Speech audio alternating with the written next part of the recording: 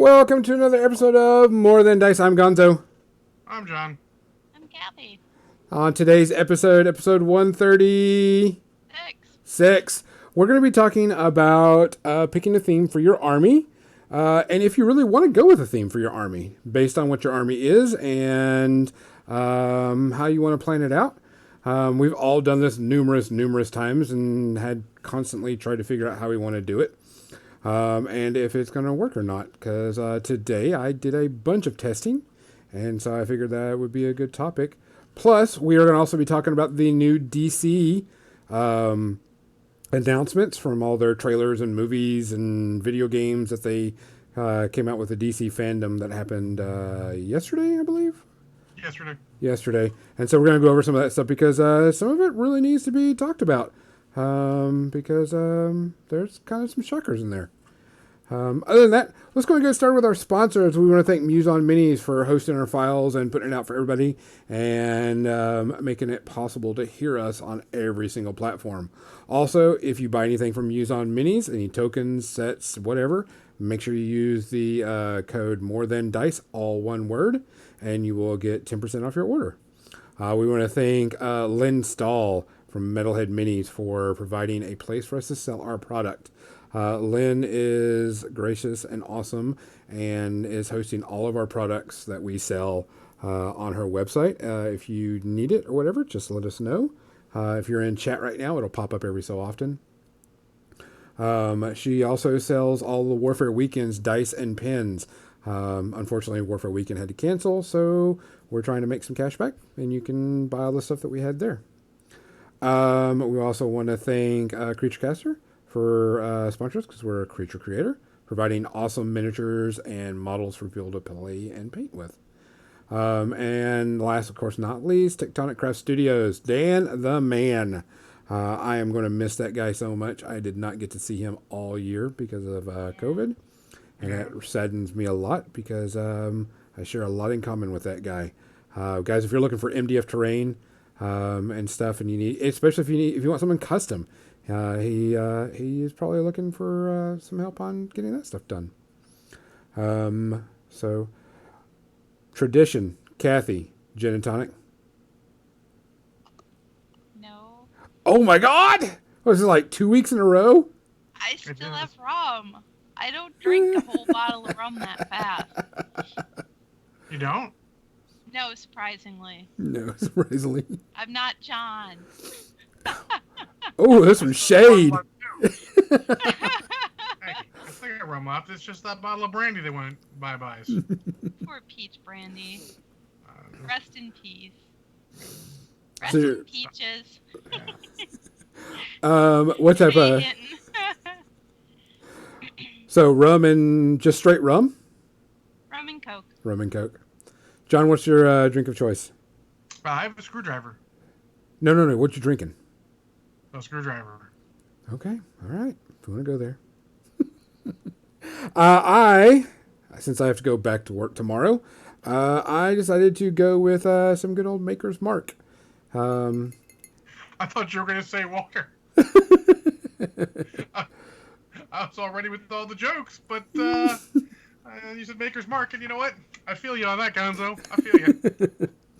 I'm having some Maker's Mark for a thing. If you're drinking anything tonight, please put it in chat so we can do it, because we like to hear what people drink, and we like to try something new. I did try something new this week. It was a... Didn't you tease? He's drinking Lagavulin. Jerk. And then Captain Mizzy gave me a Sprite with cherry rum, and it was actually pretty good. That cherry rum is, by all reports, very good. I had to pick some up. It was pleasantly good. And Captain Mizzy's drinking Kraken and Dr. Pepper, which I would drink, but I'm not a Dr. Pepper. Aw. Yep. But I'm not an orange juice, so... Guys, thank you for listening. Thanks for watching. Thank you for supporting us in any and all ways possible. If you watch us live or if you watch us on or listen to us on all the streaming services or watch us on YouTube, we appreciate it. It means a lot to us. It helps us out. Don't forget, we also have a Patreon if you want to get some special stuff from that. We do have some magnets that are still out, type thing. And or if you just love us and want to support us. Or yeah, that too.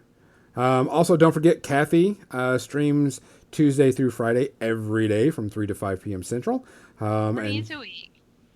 Yeah, and she does some really awesome stuff, and you can actually give her a lot of crap. She loves it when you crack jokes, especially poop jokes. For some reason, poop jokes are her favorite. He lies. Poop jokes are my husband's favorite. Yeah, she don't like that shit. I mean, I don't hate him. So, guys, please take care of yourself. Please wear your mask. Please be safe.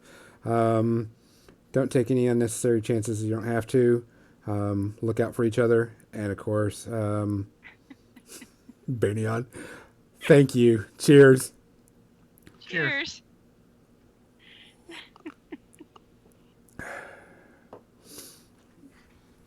Oh, Diomedes. Love the bow, miss the headset. Well, I didn't think you were going to be here tonight, so I didn't put it on. Let's switch over to media section, or not media section, paint cam, and we'll get over there. Say, man, this podcast went real quick. Yeah. Oh, no, Dio. Sunday nights is our podcast where we just talk about random gaming stuff. Tonight, Gonzo will be doing what? What are you doing, Gonzo? We're going to talk about paint schemes, and I actually forgot my glasses. I got to go get my glasses, but we're going to talk about paint schemes. Kathy paints on the title. Whoops. Yeah, it always. I forget to change it, so I just don't. I did. He doesn't change it ever. Yeah. He doesn't. No. Ha ha ha ha. Of course, my camera is going to be a pain in the butt today. I did get Thanos painted up silver because I'm going to use contrast paints over the top of them to get that metallic look. Let me fix this camera real quick. Good luck. I just got to turn it off to... There. Fixed it. Hold on. Fixed it. Properties. Got to turn off auto. I bet some duct tape will fix that. Talking about I just paint in the afternoon. Well, in my time zone, it's afternoon, 3 to 5 during the week. I'm pretty sure it's afternoon in half the time zones, Kathy. Maybe. The other half time zones, it's before noon. Technically, yeah, it is. Yeah, afternoon is also evening. Yeah. Middageten. All right. Got that. Let me go get my glasses because I'm going to have to do some painting. Something I don't want to be called, but probably deserved. But... I just said it's midday. Oh, okay. Oh, hi, Sonder. He's listening. I know it.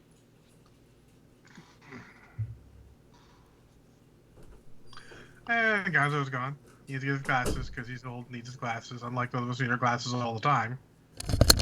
Yes. And never forget them because we always need our glasses.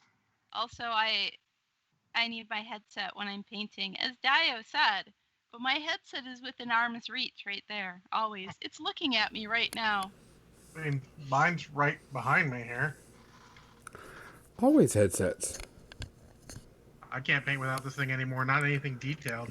Yeah. No, that's what... Once we you could do use this. a magnifier, you do not go back. Yeah, the eyes were like, you could do this without the magnifier, but fuck you, you're using the magnifier now. Yeah. But if you do it without the magnifier, you know it's going to be like 80 times worse. Yes. I remember the first time I used my magnifier light, I put my miniature underneath it, and all of a sudden I could see all these flaws, and I just didn't notice before. I'm like, wow. Yeah. That's pretty much since I got... Those are all the tricks we use to fool the eye. Uh-huh. That's something I did whenever I got these, because these are just the reading glasses you buy at the store. I bought 2 pairs, one to fit each lens, and popped them out and put them in. And now I can't put models together. I don't want to paint without them. You need to get one of those, Gonzo. You need to get one of those. Those are so much Hey, fun. Art of Mike Disney, sweetheart. Hey, Mike. Life. Great big squishy bunny. I do have one of those headsets that y'all have with the lenses you can put in and out, but one eye is a little bit different than the other. So I just went to when I went to my eye doctor and got my prescription, I was like, hey, I want to get, reading lenses for painting and stuff. And he's like, well, do your left eye this one and your right eye this one. So I bought the 2 pairs of glasses at, the local Walgreens, and same frame, just popped them in and out and put, new ones in. That seems like a really good idea. One eye different than the other. What's that like? What? So I wanted to get some of this blue on Thanos before we start talking about paint schemes, because I want to do Thanos similar to the one that they've done already. He may be drunk, but he is actually upside down. He is I'm in Australia right now. You are drunk, and he is upside down. I'm just making that assumption. I mean, it's fair, but I don't want to make assumptions like that, but definitely upside down. Oh, I absolutely will make an assumption like that. So I'm happy to do it. It's because he's weird. I'm not weird. Your name's Gonzo, also, right? hi, Megan and Kiwis. Hi. So I wanted We're all hanging in there to answer Art of Mike Disney's question to how is everyone? We are hanging in there. Yeah, it was a fair to acceptable week. Not bad. I didn't have a really good week. For some people that know, I had to go get a COVID test because there was a chance that I could have gotten it. And so instead of working at school, I had to stay home. And getting your brain swabbed is not fun, but you got to do what you got to do. I was going to make a joke right there, but I'm going to pass. What? Why pass up on a good joke? What? Yeah, it wasn't a joke on you. Just in an effort to keep things on topic. Let's continue. What? We don't ever stay on topic. Yeah, it's... Well, let's just say for Kathy's sake, it's a joke to be more appropriate to my other podcast. That's fair. Except for... Or my stream. Maybe your stream. I don't know. I don't know how political your stream gets. It really doesn't get very political, but, Yeah, so... yeah. Anyways. We want to be happy. So I wanted to get this blue on here for... I wanted to have Thanos still have the kind of metallic look to it with the contrast paint. So, of course, I primed it silver painted it silver first. And then going over with a wash of the contrast. This is the Talisar blue, which I thought was a really cool blue. You're giving me an idea. What idea am I giving you? Well, I kind of wanted to get that sort of paint scheme for my Stormcast, should I ever decide to paint them all. Silver with metallic colors? Well, I wanted to do sort of like a metallic blue, but after all that testing, it proved to me that the color shift paint's too much fucking work for an entire army. Fuck that. Have you tried Vallejo Metal Medium? I believe Monument Hobbies also has a metal medium for their paint line. Well, I mean, you can use it for any paint. Just do the easy button and paint a whole army. I'm just saying, like, you mix the metal medium in with your blue paint, and you paint it, and it's metallic blue. That doesn't sound bad either. No, I was Scale 75 for contrast paints? Oh, well, I'm on board because Scale 75 makes really good paints. I love every metallic I've gotten from them. They are? Oh, interesting. Mata, interesting. So I wanted to get this blue on here real quick. So while I'm getting this on, let's talk about color themes for your army. Now, Kathy, when was the last time you painted an entire army? Or a team? Because I know you do Blood Bowl. An entire force for a miniature game. Probably my Warcry guys. Now, did you paint them with a theme in mind, or you just go, hey, they're all pustules, they're all going green? Oh, no. They were the... What do you call them? God damn it. Now I'm thinking only Necromunda, my Goliaths, but that's not right. It's the other ones. The Warcry guys. The Beast Lords or whatever they were? Oh, no. God damn it.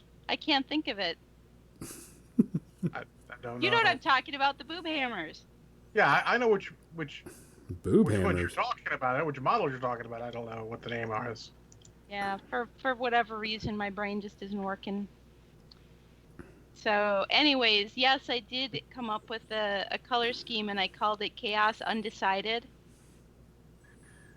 And because, they're like, I don't know if I want to go Nurgle, if I want to go Corn, I could go Zinch, I don't know. There's all these hammers hanging off of me, and that's not specific to any Chaos God, really. In fact, it's specific to a different entire god. Hammers. Yeah, right? The boob hammers, yeah. Because every single one of them on their chest armor has a little hammer hanging right over each boob.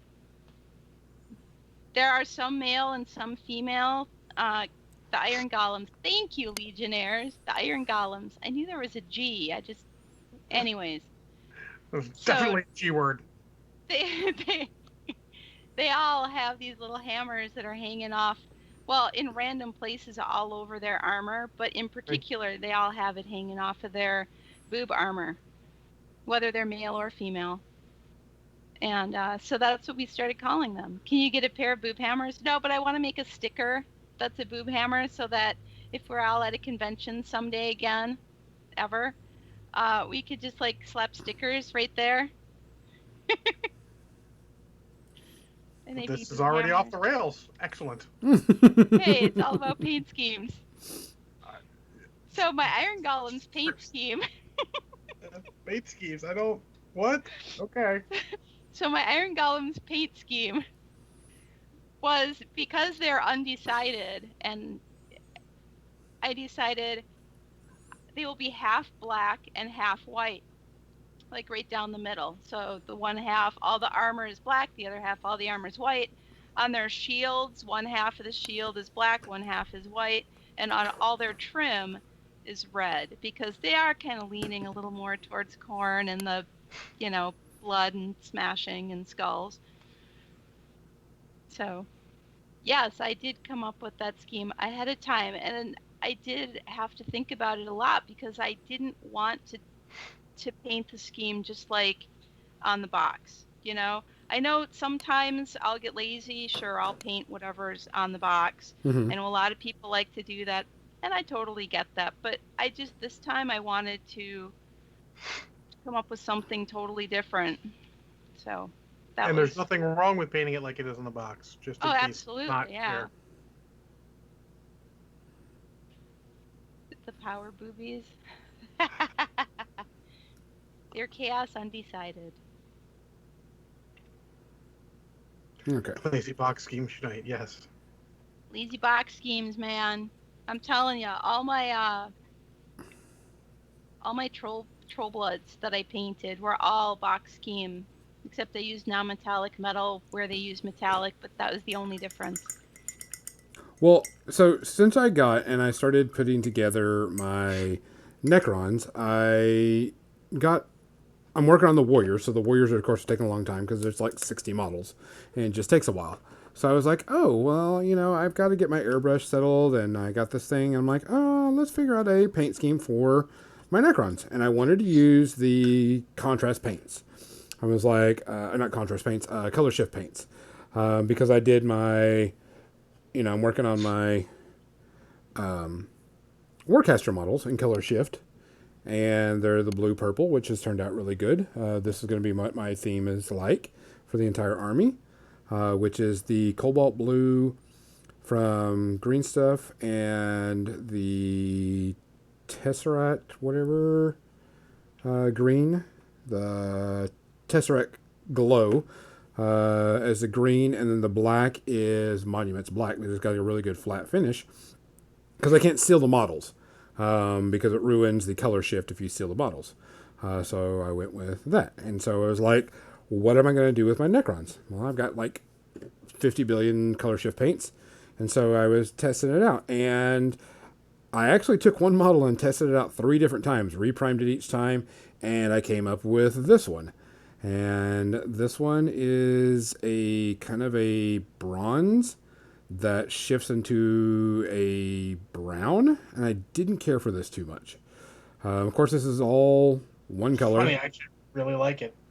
Yeah, I was thinking it looked really cool too. I think once other parts of it were to get painted, it would accentuate that. Yeah, this was the one. What I've learned from doing the color shifts is when I first put this on, because the bottle is technically right here, and it's purple. It's called Martian Green, but the color inside is purple. And I'm like, okay, it's going to come on different because it's on black. And then once you get that one layer of coat, you let it dry before you decide on the color or not, because it'll change colors as it's drying, which is something I learned and didn't know if people knew that or not.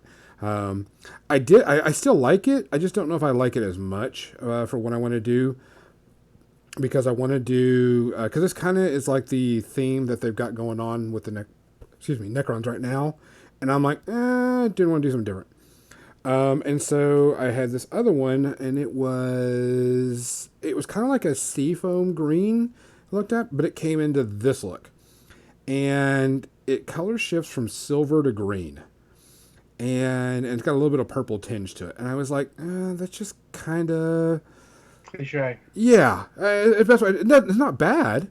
There's nothing bad about that. No. The other one in my mind is clearly superior. Yeah, so I mean, of these two, I like this one better than this one. It's a good color, but it's kind of like, okay, it's a metallic look. Blah. But I thought this one, I was like, it's just okay. And looking at the pictures online, this was supposed to be a more green than it is silver. And it kind of is, when in the right, flip or whatever, but it's not something I wanted. It's just there type thing. And then I was like, I want something that's going to stand out, that's going to be really cool. And then I came up and I got this one. Pink. It is a pink and orange red. I like that one also. I think I like the browner one better, though. But that's my personal opinion. Yeah.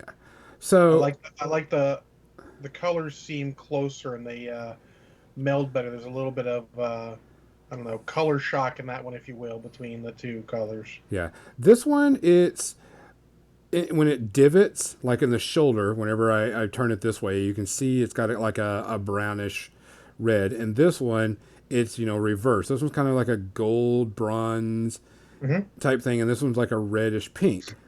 And I was like, which one's going to stand out? So I'm going to paint both of them up and see what I like the best. Out of all the colors I've tried, and I tried 6 different ones, I like these two the best.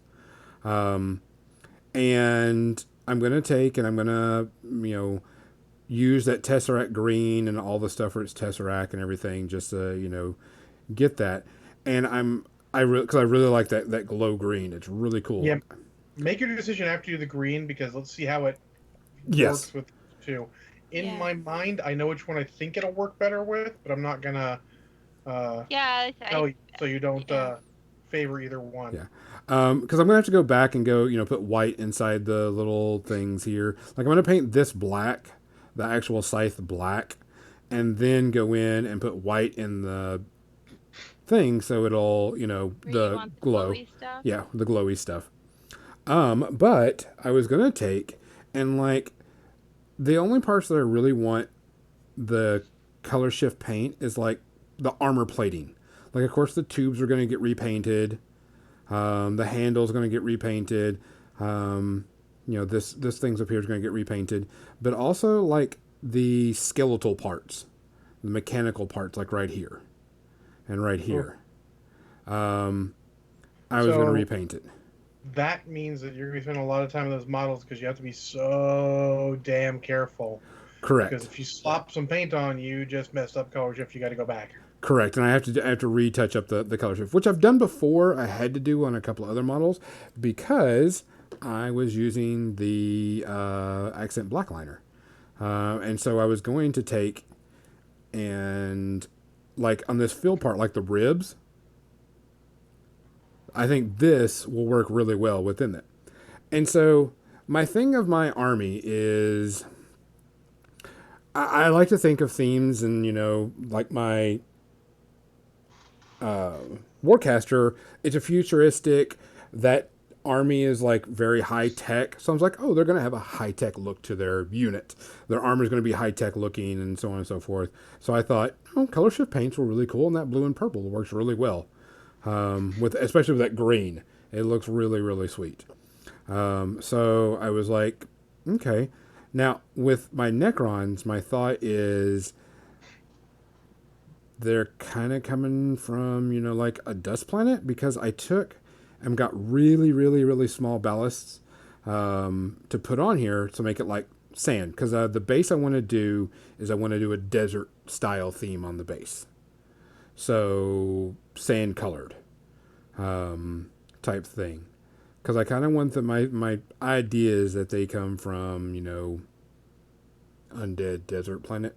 Because that's Have what Necrons you are. tried Vallejo earth texture or oxide paste I at have all? not. I actually saw that today too, and I haven't. The earth texture paste is what I used for the base that I just made for this giant ancient one Cthulhu guy that I'm painting. I would hold it up to the camera, but you wouldn't be able to see shit anyways.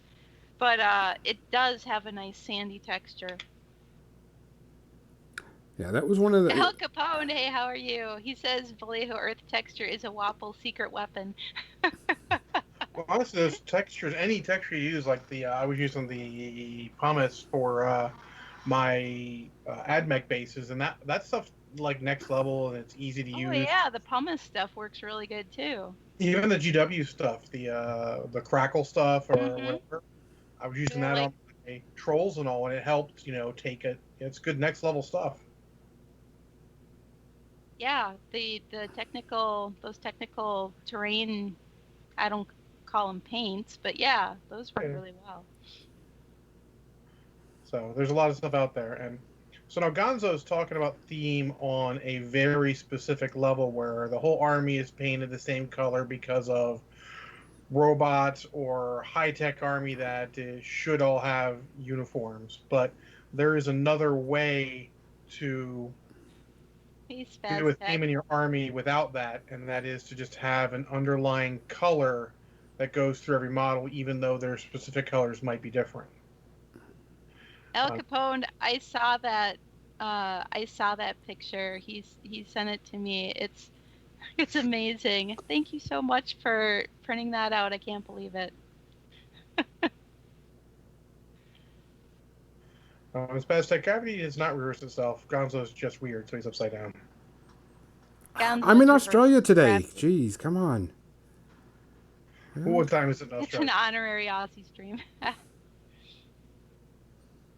Anyways, so you can take an army and you can just have a color, or even like a shade of a color, or something similar, throughout the whole thing to keep them together, to make them all look somewhat unified on the battlefield.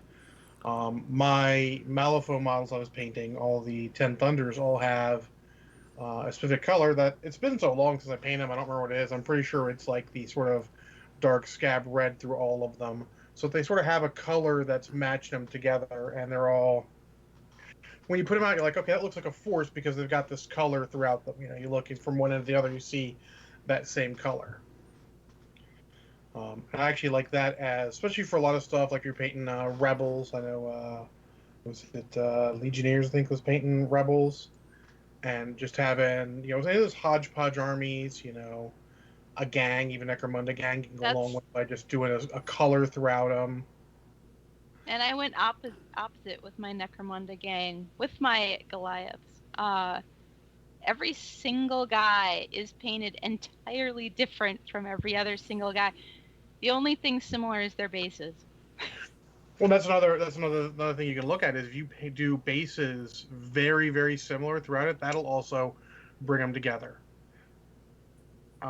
Even just little things like having an icon on everyone, like if everyone's got a Space Marine shoulder pad, let's say, if you were to paint them all differently, if you paint the same thing on every shoulder pad, suddenly the army starts looking together because they can see like I see that throughout the whole army. It's those little ways of making certain armies come together better. It's better on hodgepodge stuff, not as better on military units or anything that has a very similar uniform. But you could do that for, like, say, an Imperial Guard army if you have lots of different, you know, Necromunda models, guardsmen of several different varieties and all. You could have them all to come together by having a color throughout them or something like that, or a badge on somewhere that's similar on all of them. Consistently Consistently inconsistent. inconsistent. Yeah. But that's the little thing. I mean, it's all the things using the same colors on the bases, just adding a color, making weapons the same color, even the same thing. Like you could have Space Marine chapter where they're Space Marines where they're all painted in all sorts of different colors, but if the bolters and chainsword casings and all that are painted the same, it starts to unify. Little stuff like that. You could even like just tactical symbols even make a hell of a difference. You put the same tactical symbol on a squad, it all starts to look the same, even if they're painted a little different. Um, but that's another way you can go with that rather than having, the full color theme throughout the entire army. I always liked painting Blood Bowl teams for that reason, because it was fun to paint them like a football team. Mm-hmm. And especially if you came up with your own weird logo, or fun freehand, kind of like lightning bolts on their trousers or something, or just the thin stripe, thick stripe, even drawing inspiration from actual sports teams, like Yep. a lot of people do, is very fun, and that's a good way to get inspired by a color scheme for any army even. Mm-hmm. And it's not even limited to, like, we're talking using blood models and sports team colors is easy connection. What about a Space Marine army in your team colors? Yeah. Maybe take something from your childhood, paint your entire army like that. Maybe you take your entire army of Space Marines and you make them the Mr. Yuck Marines, and they all have the Mr. Yuck symbol on them, and they're all painted in, blue with the green Mr. Yuck symbol, and maybe someone does that. One of my Necromunda guys is painted navy blue with orange trim and has the number 34 painted on him. And for people who are fans of the Chicago Bears, they'll know what I'm talking about. They will. So there's a lot of ways you can go with that. And you don't always have to think about it to begin with, but you should have an idea of what you want your stuff to look like on the battlefield. Because I've done armies of all hodgepodge. There was a point where I was buying every cheap Space Marine on eBay that was painted already, and we would do touch-ups and all, my ex-wife and I'd put them on the battlefield, and it's kind of cool, but it starts to get a little weird after a point. We got squads of multicolors, because my buddy Spencer did it, as we call them, the Skittles Marines. It gets a little weird at points. When you get a squad and they're all different colors of the rainbow, you're like, the fuck is that? But you can make a Crusade army where you've got different squads from different Space Marine chapters and just put a badge on them. Maybe it's a knee pad painted the same color. Maybe just wherever you can do it, put some sort of badge on them. It brings them together. That and the base, and suddenly you've got what looks like an army together. There's a lot of things you can do for that. Now, do you have a story with your themes? Because that was something, like I wanted these guys, for certain things to do certain things. And I was like, I want them to come from a desert planet, which is kind of a standard for, Necrons, because they're undead type thing. But do you usually think about doing themes based off of stories? I used to a lot more than I do now, I'll be honest. GW's current worlds don't inspire me like they used to, let's say. But, I'll think, my AdMech, I've wanted for a while to paint something from sort of like a Mars type world. So I'm like, I'll do sort of Martian desert type of bases for it. But that's about as far as the theme went. They're not from Mars necessarily. It's just what I wanted to do with the base. There's some when you can go that far, but like I said, I haven't really been inspired by any material that much in a very long time. Call me jaded, if you will. I had my own backstory for my Ogre Kingdoms when I was playing fantasy, and because of that is why their skin is white. And oddly enough, the current thing for the ogres in Age of Sigmar is very similar to what my backstory was for my Ogre Kingdoms back in the day. which is they came out of the mountains. Well, I only have a vague idea of what the current situation is with Age of Sigmar, but in my story, they lived in the mountains and they invaded where the giants lived, and they enslaved the giants, and they took over, the areas where the giants were living, and their color scheme was white and sky blue. And their skin was white, and they had sky blue on their gut plates, and then everything else was like blood and metal, because ogres. Yeah. But they had the Great Maw all over. They all had tattoos. They all had a tribal tattoo on their backs, and each unit had a different tribal tattoo on their back, and each unit had a different tartan painted on their voluminous pants, their pantaloons. Pantaloons. But they all had plaid pantaloons. So. Because Kathy's a glutton for punishment. I am. Yeah, when it comes to tartans. I really had fun painting the white skin, though. No, it's cool. There was like this little bit of a backstory as to why, why their color scheme was the way it was, and sometimes that's all you need. Sometimes you just do that. I mean, I've still inspired young enough that I'll make names for generals and stuff occasionally. Sometimes silly, sometimes serious. I'm letting those dry before I put the white in. I'm gonna clean up a little bit on Thanos. Sorry. That's right. Sometimes you get inspired for names and all. Sometimes that's all it is. Sometimes you just want to make, this in my old orc and goblin army was always a goblin war boss, which made everyone else like, what the hell are you doing, goblin leaving orcs? And I had this is Dibble the Destroyer. He found a cool magic weapon. As long as his boss pole is bigger than yours, it doesn't matter. No, his axe was bigger than theirs. That was the big. Well, there you go. Yeah, he found a magic axe, and he used it and his low cunning to take over. That's awesome. That's sometimes that's all you need story for it. Little story. A little name here or there goes a long way. There's a lot of little things you can do there. Doesn't all have to be grandiose stories. Sometimes you're inspired, and if you are, you should totally run with it. But I'm more likely to take little inspirations than try and bring it all together. Like my giant, my was it Dael'Gazar giant? Whichever one my Troggoths can take, is dedicated to a coworker of mine. So he has Break Iron the Giant, because my buddy's name was Doug Break Iron. It's a great name, and he was a big man. And he always had this, reddish-orange goatee, so that giant's going to have the reddish-orange goatee and hair.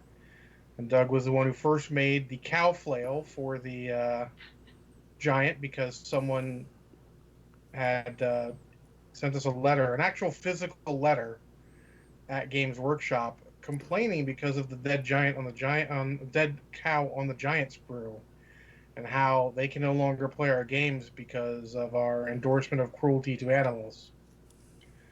To which Doug immediately said and took that cow and put it at the end of the flail, so there was a giant with a cow flail. In fact, I have a giant with a cow flail. Hold on one second. Somewhere. There it is.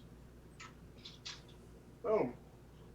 So it's a little inspiration. So I've got Break Iron the Giant with the cow flail. The cow flail. So, it's little things like that. Sometimes are all you need to get started and get a little inspiration. Sometimes just go with whatever, Sometimes you want to use a color. If so, go with it. Yeah, it was my next thing, a painting because you like a color. Mm-hmm. Yeah, I would add that it's okay to not paint your chapter-specific colors. If you have ultramarines and you don't want to paint them blue, then don't paint them blue. Okay. And if there's people that give you a hard time about it, fuck them. Yep. Darn tootin'. Paint them however you want to paint. if you, like you said, if you want to paint every squad differently because that keeps you amused in the hobby, fucking do it. Your models, your way, your paint schemes, it's all good. Yes, you should buy them dinner first, Dio. Of course. Also, it should be steak. Wow. I'm sorry, I don't waste steak on haters. No, he's talking about the models. No, Oh, he's talking about the haters. No, you know what? Yeah, buy him steak. You know what? Because then they'll feel bad about being assholes. Maybe. Maybe. But yeah, don't let anyone tell you how to paint your models. Don't let anyone tell you your models are wrong. They don't fucking know. They're your models. They should all be plaid. They End of story. The plaid Marines. Yes. The plaid battle mechs, maybe? Mm-hmm. Black Watch. All my lead belchers were a Black Watch tartan. Oh, Kathy, I didn't get a chance to tell you about the history of the Black Watch and BattleTech, but let's just say I had no idea when I said that was the Black Watch tartan. Oh God, they were the protectors of the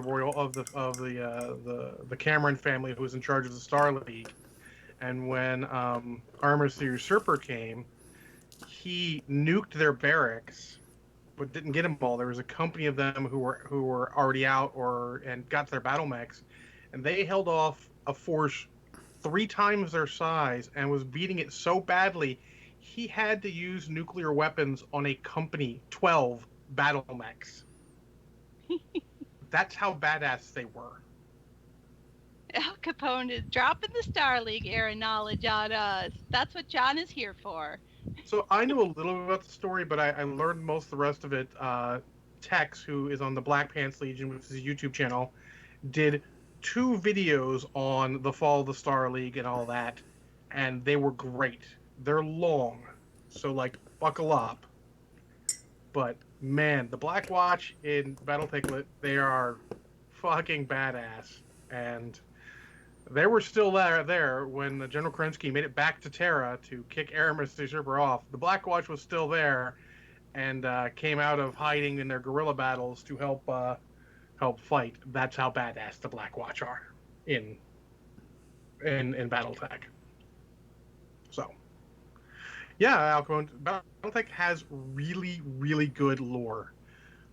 It is, I don't know, it's just one random happenstance that hasn't hit it bigger with the masses. I mean, that cartoon that was not great didn't help it. Didn't do it any favors. And FASA did not have the best management when it could have gotten really popular. But in any case, there's lots of good books. You should read them. Lots of good history. If you want oh, all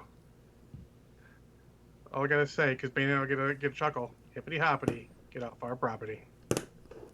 So, any case, one of the things, that stuff, check out Tex's videos. He does a lot of BattleTech lore on the Black Pants Legion channel, and I love those guys. They're funny. They have a lot of videos there on video games too. So there you go, little mini media section there. Sorry guys. Distracted by Black Watch. Kathy, you like goblin stuff and everything. Of course. Yeah, you're a big goblin person. I like goblins too. Don't ignore me. Yeah. Let me finish. John loves goblins. What about, when people say, goblins are always green? Go fuck yourself. That is a lie. Heresy. Which I know. But that's kind of like the thing is people are like, you should be painting this color and that color. And it goes back to... There are those people, and you just have to rock their world by proving them wrong. Yep, paint them whatever color you want, your models. To quote a song from one of the South Park CDs, there's many colors in the Homo rainbow. Don't be afraid to let your colors glow. Because it is. I'm doing this. I have this giant, well, he's not, well, I guess he's giant. Anyways, I'm painting for Shadows of Brimstone, this ancient one. Mm-hmm. It's one of their Kickstarter models. And it's bigger than things I normally do, but it's kind of a Cthulhu thing, it's got the head with the tentacle face and everything, and it's got these big demon wings, right? He's not going to be green. Part of his tentacles are green, but that's it. I'm like, I'm not painting this green like every other Cthulhu, like my tiny Cthulhu that's sitting right over there. Which Now he's green. Cthulhu will be part of the media section today, Kathy. Really? Yes. Interesting. I know what you watched now. Yep, one of the things I watched. But that's for later. As long as you don't put hair on them. Or orcs with hair. Orcs? What? Wait, I've seen orcs with hair, like top knots and stuff. Yeah, those are hair squicks. Sure. Totally acceptable. Yeah, you could do top knot. So that's one of the things that maybe I regret the most about GW is they have a hard time balancing the inherent old silliness of orcs and goblins with the new brutality. There is a happy medium you can make there, and I know because they have some comics and stuff up they put up that hit that happy medium between the two, but their lore's not quite hitting that right now because orcs can be both brutal and absolutely comedic and silly at points.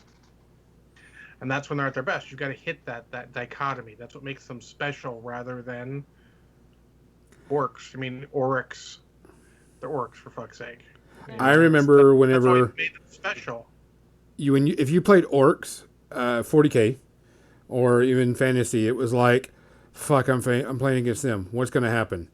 Shit, and half of my army's dead. Or shit, half of his army is dead. Yep. Are the giants going to randomly throw guys into my units? Might happen. Are the ball and chain fanatics going to come out and murder my own unit? Might happen. Are they going to murder your entire army? That also might happen.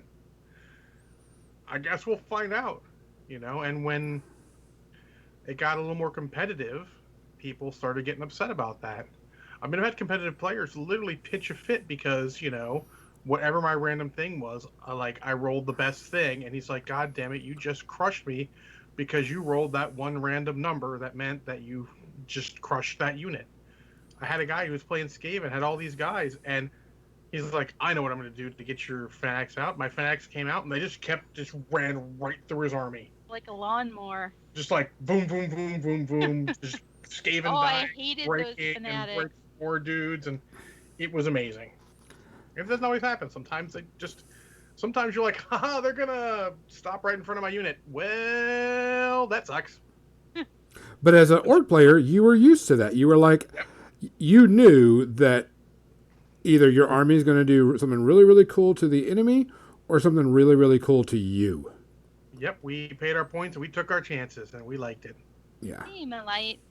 That's a whole different thing, but so you can sort of, if you like that old whimsical thing, you can actually get someone back in paint scheme by painting them more silly colors. And I agree with Kathy, goblins don't have to be green. You can be all sorts of colors. You can be greenish tint. You can be totally not green. Purple. I've done purple goblins. Goblins, like I did, just did white or a very light gray, and then just purple wash over them. Looked really good. You could be like Jim when he did his Mimes of Moria.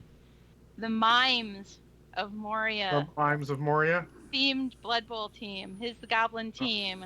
Oh. And they were all... For Lord of the Rings, because that's even worse than what they faced. They were all in white face. And... Mime blocking? Pierre and Francois were the trolls on the team. And they also had white face, and he sculpted little berets on them, and like the wine glass in the hand, and the cigarette sticking out of the mouth, and some of his guys had like cheese wheels and baguettes, and one guy had a chef's hat. Wow! And I mean, they were just like all French. They went all in on those. Yeah, they all had the striped shirts and everything. The captain was Charles de Gaulle. Of course. That was like, and the model that was the thrown goblin, because on the goblin team in Blood Bowl, the troll can pick up a goblin and throw it down the field. So he had a guy with a parasol. This little goblin with a parasol.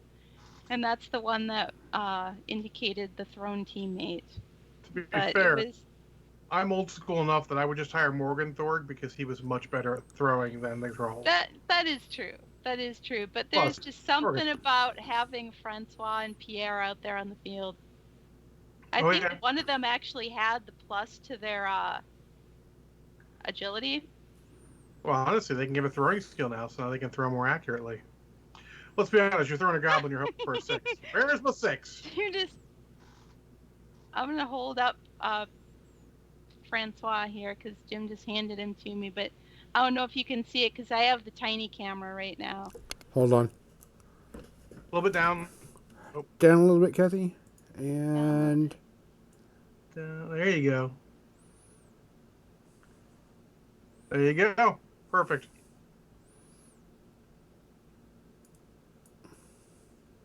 It looks like a classic mime. Oh, that team was so much fun. To see them out on the field, it's freaking hilarious. Hey, Lady B. Kathy, man whose name escapes me. James? James?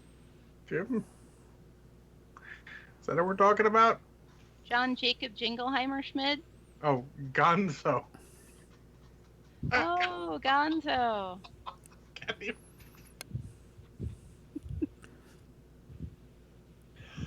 Oh my. Oh, what's up? Gonzo is the upside down one. John O is the because he's weird. Is the other one. Oh, I was trying not to laugh because she called Gonzo Kathy Man. Kathy Man? No, Kathy Man is my husband, I hope. Oh, I love James, yes, you meant James, yes. Alright, I'm good. Totally good here. Oh no, Gonzo, John. Yeah, I'm John. John is not James. John is not my husband. Nope.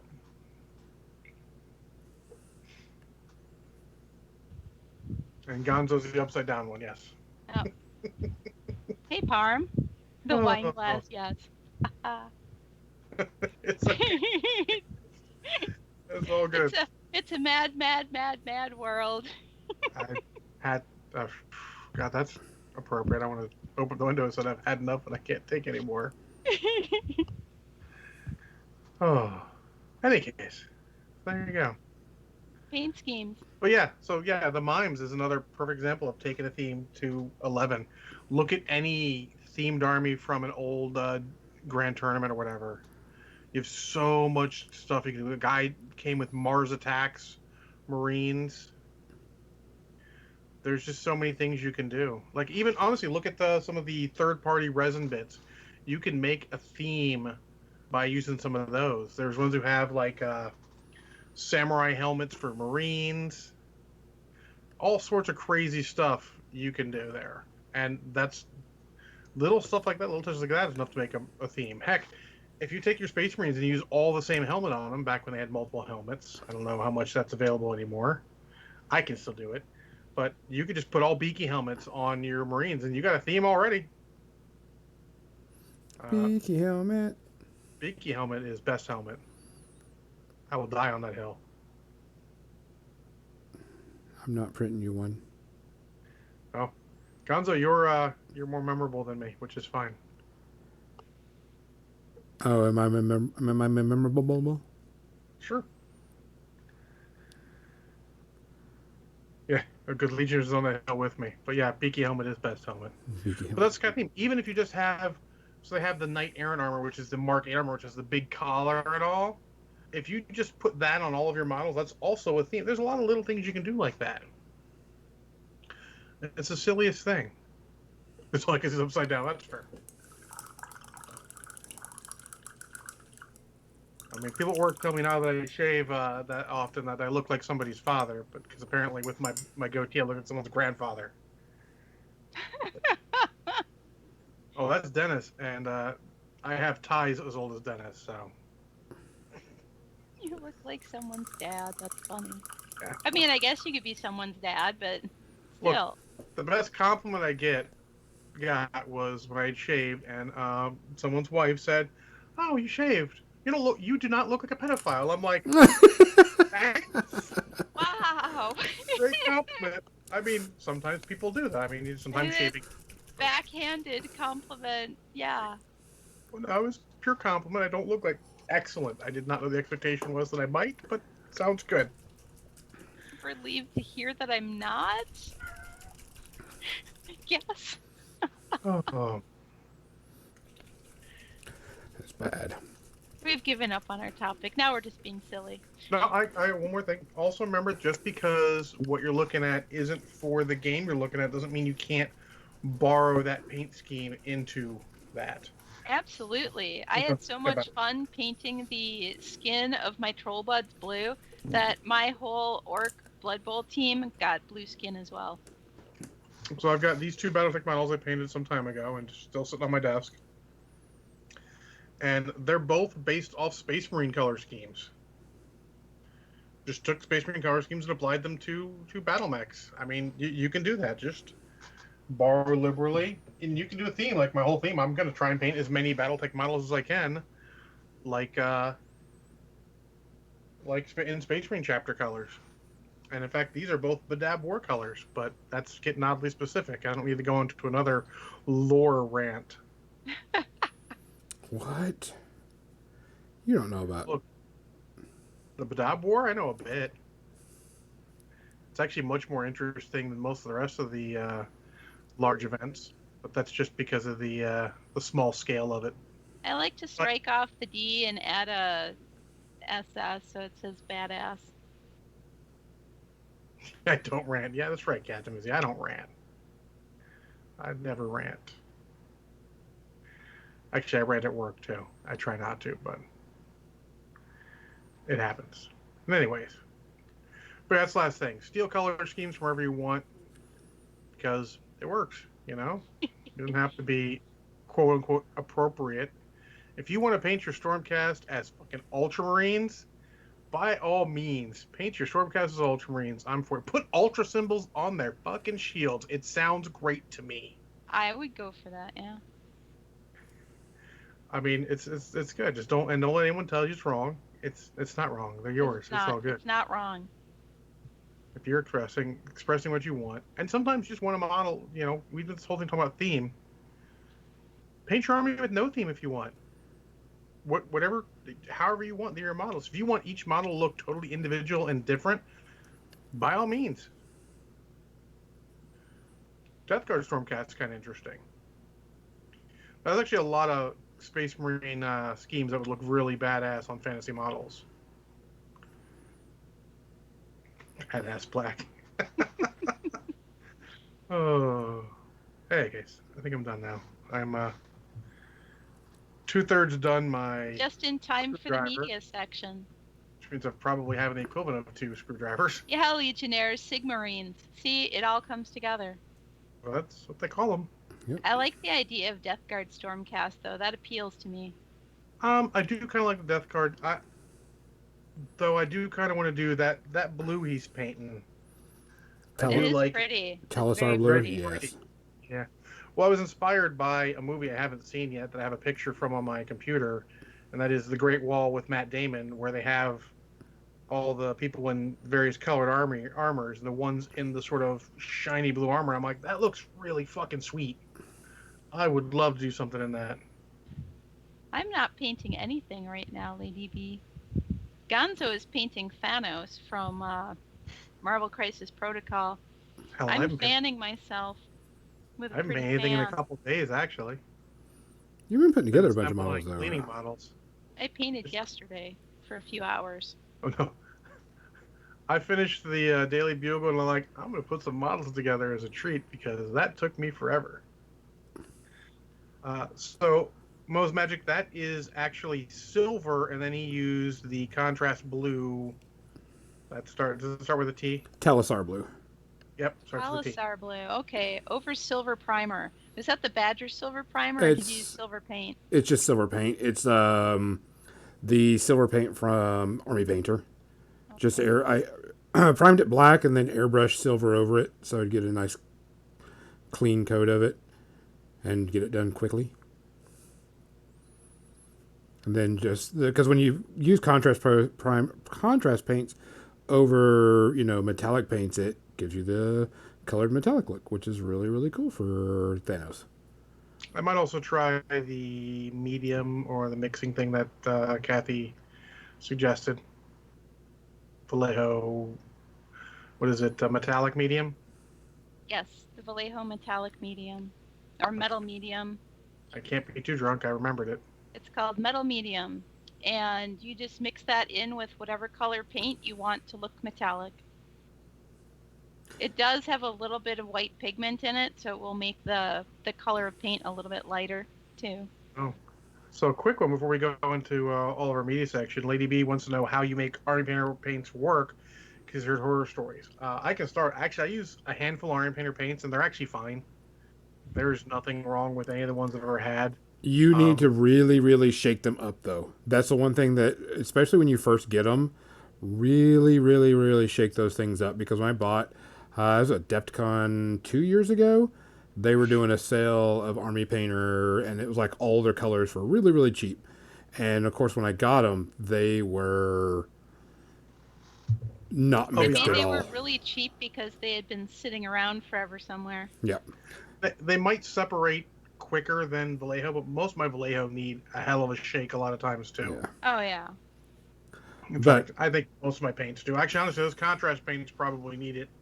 It goes quickly, but those contrast paints need it like a mug too. Oh yeah. I haven't had any problems with the Army Painter paints. Besides, I did put an agitator in all the bottles because they need it, because they separate, and I don't use them all the time. So you just got to do it. Yeah. But I mean, because it's easier to get sort of the GW equivalent color you need, the old GW equivalent color you need quickly and easily, where you could stare at that Vallejo rack for 4 hours and still not necessarily know exactly what color you need. That's true. That's the only reason I keep buying them, because I find the Vallejo colors are obviously of higher quality, but it's not enough that affects my painting.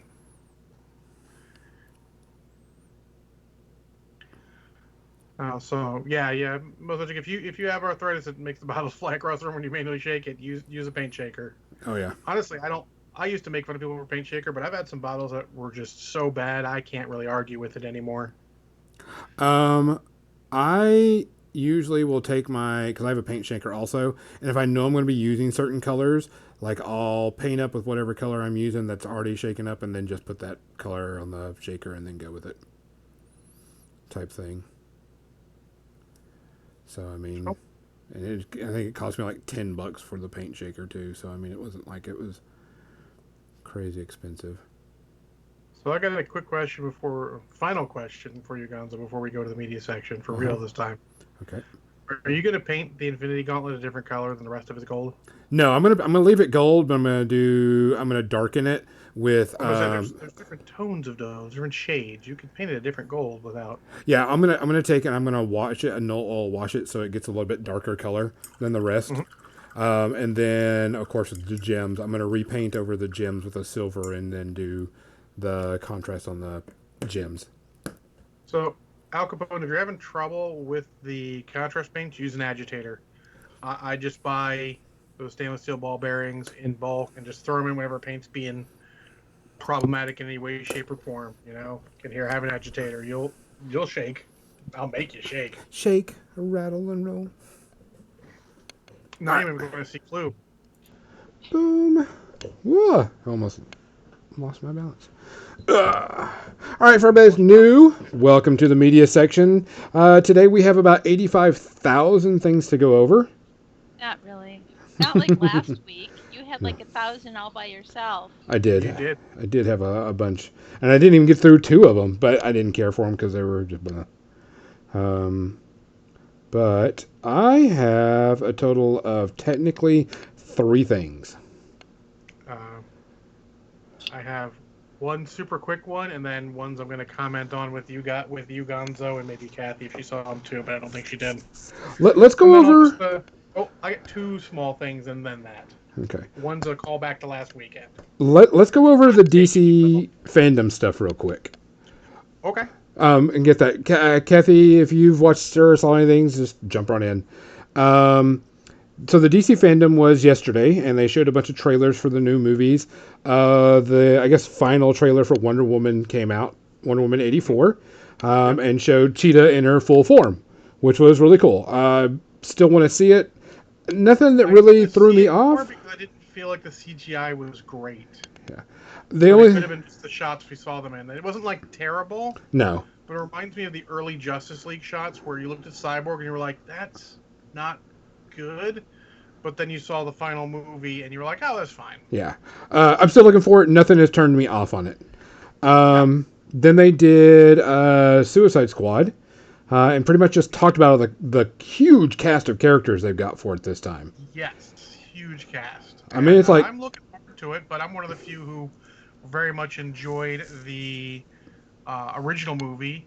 Remember, guys, if you watched the original movie, watch the fucking extended edition. It is just plain better.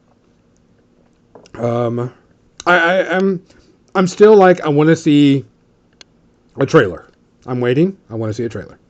So nothing there. Well, it's James Gunn. We're not really worried about it. Yeah. Other movie. Guardians work, and then Guardians 2 was better than Guardians 1. Yeah. I'm not worried about James Gunn doing a movie like this at all. This is his forte, and I think they've got such a deep cast. It's not a ton of big names. Idris Elba and Margot Robbie are probably the only really big names in there. Yeah. I mean, John Cena's in it, but John Cena doesn't exactly Nathan Fillion because he's not great. Oh. Peter Capaldi, sure, he was Doctor Who, but the average person's like, what? Yeah, Nathan Fillion's in it. Nathan Fillion's in it. Yeah, he's big. Well, yep. in the geek universe, he is, and of course James got his brother Sean Gunn in it again, doing mocap for somebody, which is awesome. The big one was the Batman trailer. The Batman trailer, indeed. So before we talk about the Batman trailer, I wanted to preface that they are doing an HBO Max series to lead up for the Batman. It's going to be Gotham PD, and it's going to be before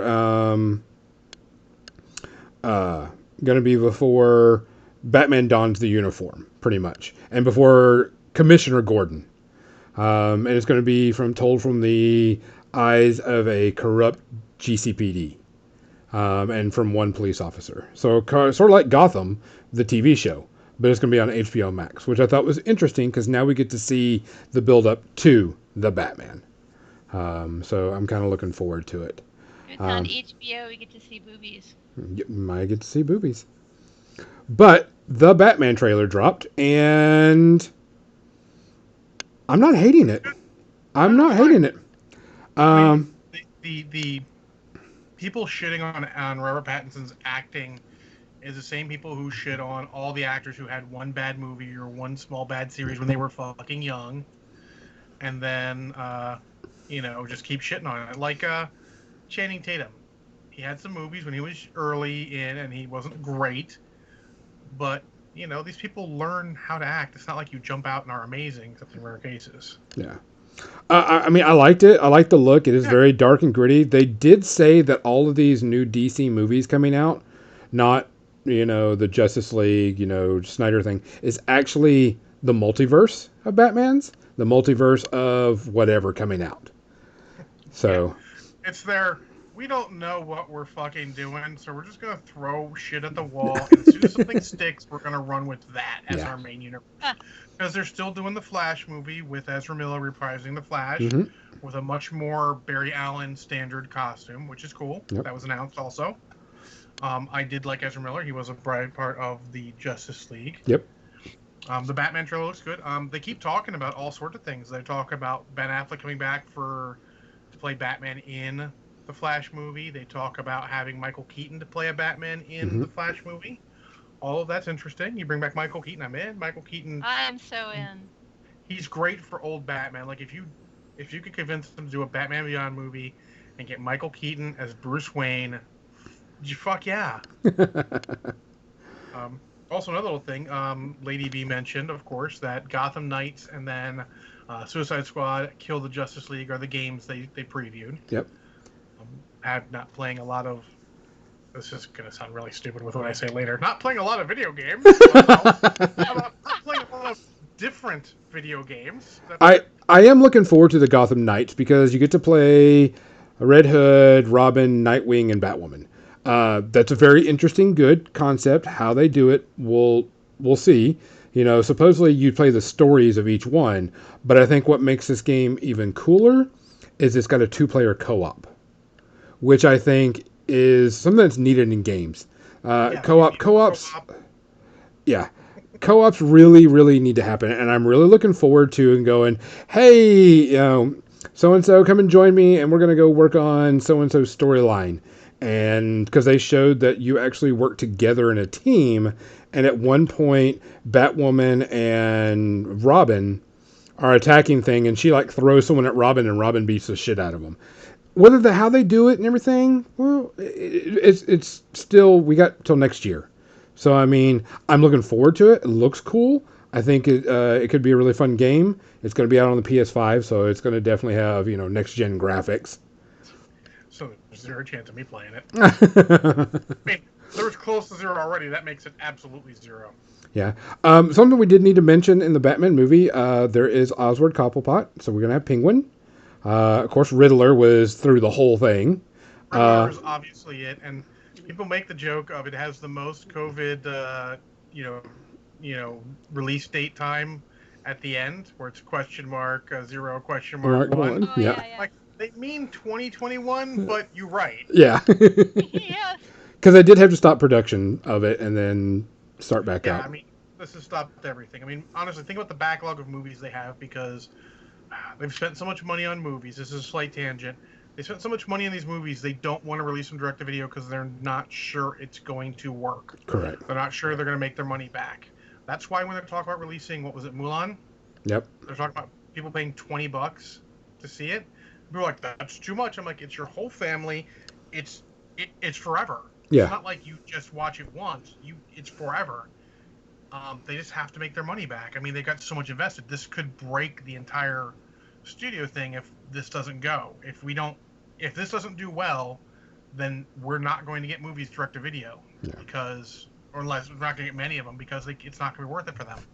Well, like I said, we're going to wait and see because the entire movie industry has changed completely. There were a couple of Netflix series, The Society. Go the way of the dodo because some of those guys are getting upset. There are some rulings that weren't necessarily good, like they can make movie theaters take the shit movies to get the good movies. Yeah. The studios can. So it's all going to be weird when we all start congregating together again. Yeah. But overall, the DC fandom, I'm really excited for it. It actually looks like they kind of pulling their shit together a bit. Whether it goes through or not. Was Zack Snyder's Justice League cut, which is going to be on HBO Max next year sometime. He said, and I quote, "It was a Justice League made for adults." Yeah. Which scares me a little bit because, no offense to Zack Snyder, he had a tragedy. That's terrible. I wish he could have finished the movie his way, but I'm pretty convinced the one we saw is probably a better version. Yeah. I'm going to wait and see. I'll see. Yeah. I hate you have access. I'll definitely watch it. Yeah. Can't be as bad as Batman versus Superman both times.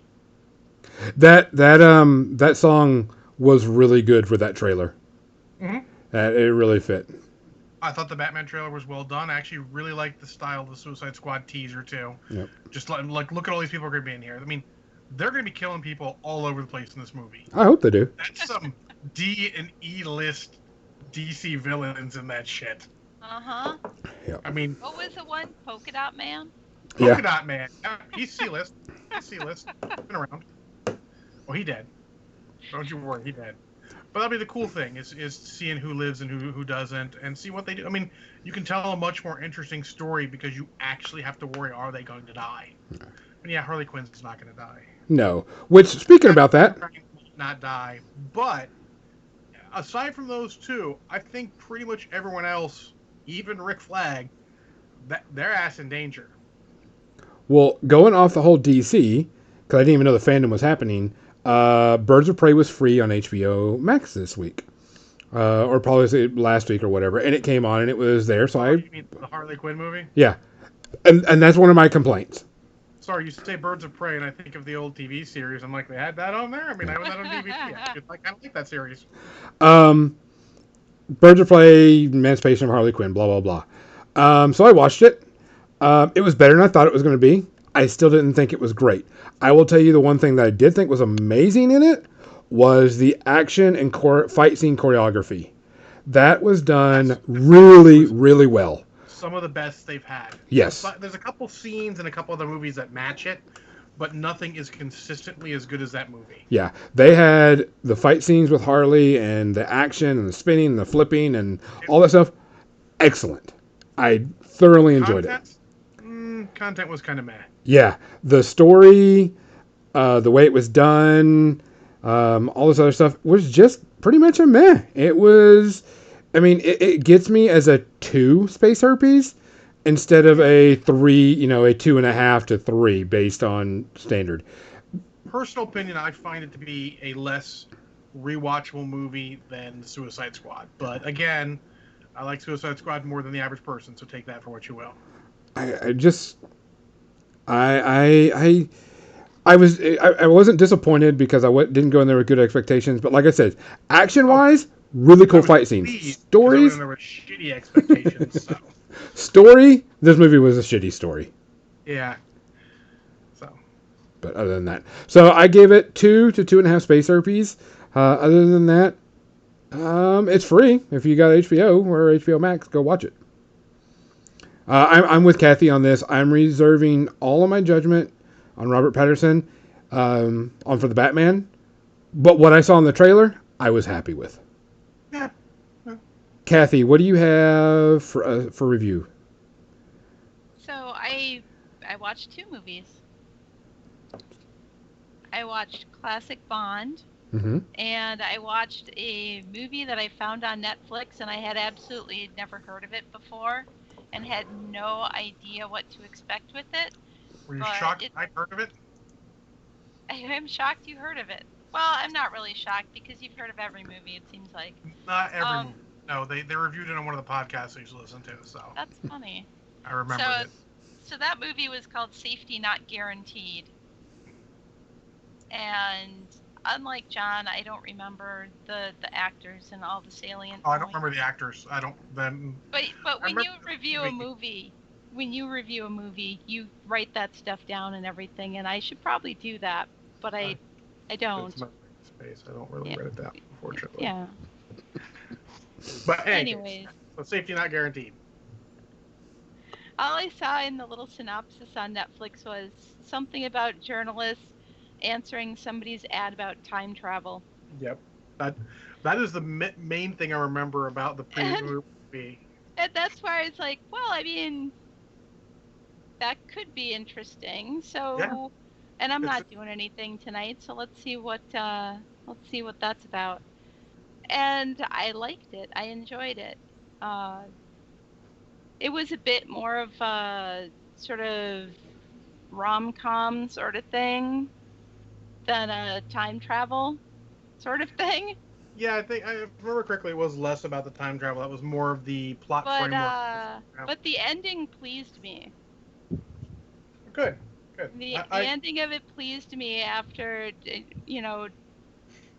working up. The cast was really small. It was an independent movie, I think. Yes. And the budget is small, and it all takes place in Ocean View, Washington. So it's all in this little small town. That's like a resort town in the summer. But yeah, it's like the main character, this girl, and her boss and another intern. That's them, and then there's the guy. He's building a time machine. So that's pretty much it. And then they're all interacting, and that's every movie really. Characters. But no, but that's the cusp of the movie is their interactions. It's not so much the action around it; it's their interaction. Yeah, and they do change and grow, interacting with each other. Because at the beginning, the one guy is just this huge douchebag. Aubrey Plaza and Mark Duplass. I love the song in it that he plays on the zither, and I think it was Guster that that sings the song in the ending credits of, I don't know what the song's called, but it was good. I liked it. That actually was that song actually brought a tear to my eye. Oh. The way they had it in the movie. So. It's always good. I like it when the music in a movie fits and hits an emotional chord that will stick with you long time. So yeah, I would give that maybe 2 space herpes. I really enjoyed it. But was it the best movie? No, it wasn't the best movie, but I thought it was a lot of fun. It was a fun Saturday night, I'm not doing anything movie. Fair enough. So, Gonzo, I'm going to start with a hot take from last week. Okay. After having the songs from Hudson Hawk stuck in my head and having listened to them multiple times this week, let me just tell you that Danny Aiello was a much better singer than Bruce Willis is. Yeah. It's a stark contrast in their singing abilities. But I'm still humming those songs right now. So there you go. Swinging on a Star and Side by Side. Yeah, sorry guys, I didn't watch a lot of movies or any movies this week. It's almost like I played 73 games of MechWarrior Online this week. I was a little crazy. Well, let me go with this one. I went and of course I'd had this on my list to watch, and I finally watched it. Doctor Sleep. Doctor Sleep is the sequel to The Shining, and it is actually a book. I knew it was. I didn't know if it was a good book or anything, but I watched it, and it was okay. It was just it's one of my 2.5 meh space RPGs movies. It focuses on the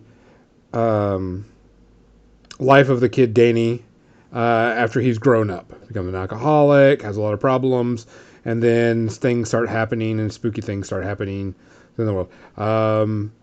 And you find out about these creatures that are these people that eat kids for a living, eat their fear and everything, and so on and so forth. Kind of turns into kind of like a superhero movie in a bit, because people have got powers and able to do things and flying and so on and so forth.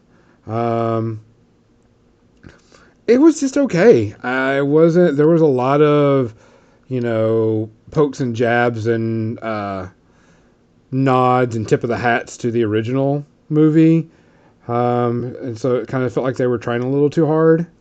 But it was okay. I mean, if you really want to see what happens, go for it. If not, don't even worry about it. So I give it my 2.5 meh space RPs rating. Kathy, you had said you had 2. Yeah, I watched the first James Bond movie. Ooh. So. Which is ironically not called Casino Royale. What? No, go ahead. So it's ironically not called Casino Royale. No, it's not. No. Which I love. Wasn't that David Niven? Yes. Yeah. Yes. Oh, I loved that movie. Because of shaky copyrights. Yeah. Absolutely loved that one. But yeah, no. Now I feel like I need to watch that. To be a completist. Anyways, so I watched. You all know I watched the 2 Timothy Dalton ones for the first time over the last couple of weeks. So I decided that I was going to start at the beginning and watch my way through them again, because of course, why not? You can't by the first watching. You got to watch it multiple times. So the first one is Dr. No, and it's been a long time since I had seen that one. I watched that with my dad when I was a kid, as I watched several of the James Bond movies, and Sean Connery, still my favorite Bond. Sean Connery in 1963 with no shirt on, hot. Little known fact: did you know, Kathy? That's a little callback to my other podcast a little bit. That Dr. No was actually the 6th James Bond novel. Yes, I did know that. Oh shit! Knowledge in this bitch. That's awesome. I actually learned that today. Oh, well, I'm just looking right now. I'm like, oh, interesting. I knew it was the Yeah. first one because I knew Casino Royale was the first one. Yeah, I learned that today. I was today old, too. I was also today old. I am actually shocked that Moonraker was quite that early in the line. My dad took my brother to see that in the theater for his birthday. Yeah, but it was the third book apparently. Seriously? Seriously, Moonraker Moonraker was the third book. Yes, it's not like the movie. I bet not. I'm looking at the plot in a synopsis, and it is not like the movie at all. But Lady B says, "Oh my God, Timothy Dalton Bond movies were awesome." I agree. I really enjoyed those. Sean Connery is still my fave, though. I mean, I also agree with that. No hot takes in this except Timothy Dalton being good. Oh, he was good, yeah. There is no dispute there. But Sean Connery coming up on the beach there, shirt off. I'm like, Daniel who? Fair. He had I mean, I said this before, I don't think that Daniel Craig's a great Bond. He doesn't live up to the Bond as well as others. He's a fine actor and all, but Sean Connery, defined the role. Yeah. Everyone is judged based off, well, he's not as good as Sean Connery, this or that, how far away from Sean Connery he is. When I read Lady V's comment that says something about millionaire Bruce Wayne as the playboy, the millionaire playboy, I was like, Sean Connery would have nailed that.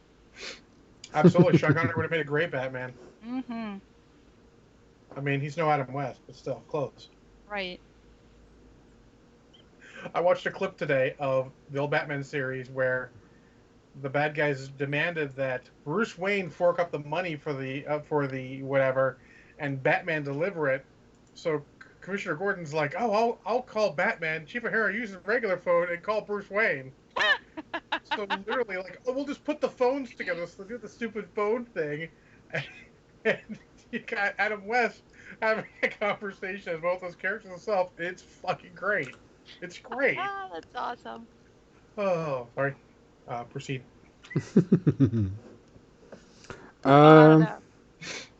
So the last thing, since we're coming just to the end, and I wanted to talk about it, was something I think Kathy should watch in a heartbeat, is Lovecraft Country. I definitely need to watch that. I hear that the first episode is on YouTube for free. Is it really? It's like crack, They do that a lot, yes. Yeah. They do it a lot like crack. Go watch it.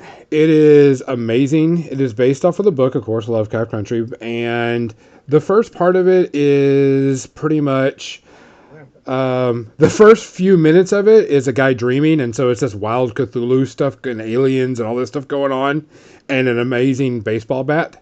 So I mean, it's really, really good, and it's really cool, and you're like, what the fuck? And then it starts up the story, and of course, it's about this guy during the Jim Crow era of the laws, Jim Crow laws and everything, black people can't be in certain restaurants, lynching and all this stuff.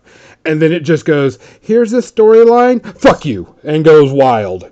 And it is amazing. It's a great story through all. You get pissed off because of what you're seeing. You're like, fuck this.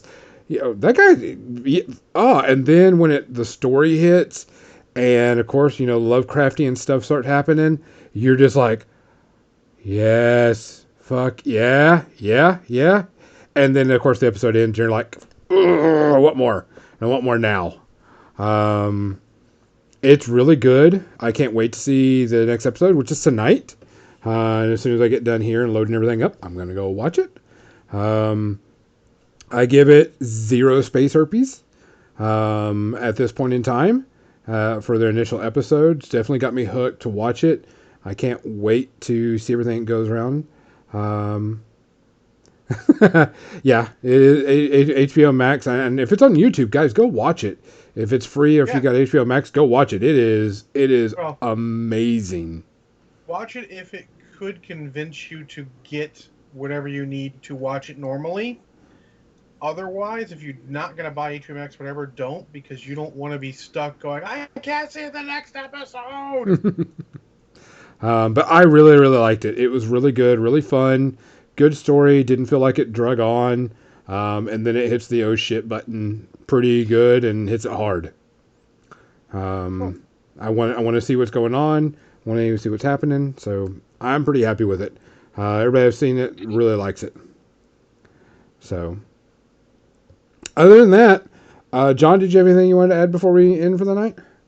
No, but let me just give you a spoiler. Next week, you will probably hear a review of Last Action Hero. Oh, I'm with you on that one because I started to watch that. I'll watch it. One of the other podcasts I listened to covered it, and I realized I don't think I gave it a fair chance when it came out. I watched it real quick, way back when, and haven't given it another thought. So I got a copy, and I'm going to watch it because they're speaking with love, and they have rarely led me wrong. Well, I have that on one of my stars or whatever it is because Real Genius was on there too, and I was like, oh, there's a few movies I haven't watched in forever. Real Genius. Real Genius. Now you're talking next level. That's the best. And so I put both of those on my queue, and I started watching Last Action Hero. I didn't get to finish it, so I wasn't going to review it yet. Let me ask you, Kathy, best Val Kilmer movie that's not Tombstone, Real Genius or Top Secret? Top Secret. Sorry. Hesitate. Dang. Yeah. Top Secret is amazing. And Last Action Hero with Arnold Schwarzenegger in it. Yep. I remember liking that. I'm going to watch it, and then I'm going to listen to they have apparently 3 episodes on it because they're looking for content, and they really love it. And they're all what's called junk food cinema. They like movies that are not the best, but they're just fun and enjoyable to watch. It's how I watched Battle Truck. It's why I watched the freaking Josie and the Pussycats movie, among other things. They put an episode, and I'm like, that actually sounds really good. Let me watch that. I'll make sure I finish it so I can review it with you next week. Yeah, absolutely. So, guys, we appreciate y'all coming out. And Top Secret genius. Yeah, Top Secret's amazing. We appreciate y'all coming out and listening. We appreciate everything. Make sure you find us on Facebook, Patreon. We're on all streaming services if you want to watch last episodes or future episodes or whatever. And you can't catch us live. We appreciate it. Back next week. We liked having all you guys in the chat room. Made it much more enjoyable. Oh, yeah. We love it when people are in here. Don't forget to watch Kathy Tuesday through Friday as she paints live 3 to 5 p.m. every day on Central Standard Time. Give her your best poop jokes because she loves those. Also, maybe we can start convincing John to do some Mech Warriors twice in a row. Don't just say it twice in a row like that, man. We're better than that. So, guys, take care of yourself. Make sure you look out for each other. For More Than Dice, I'm Gonzo. I'm John.